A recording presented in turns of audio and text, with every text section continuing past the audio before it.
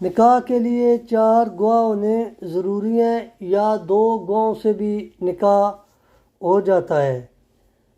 نکاح کے لیے 2 گواہ مسلمان مرد ہوں تو یہ کافی ہے۔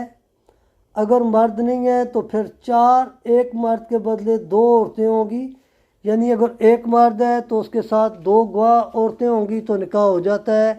اگر مرد کوئی نہیں ہے تو پھر 4 عورتیں ہوں گی، وہ گواہ ہوں گی تو اس سے نکاح ہو جاتا ہے۔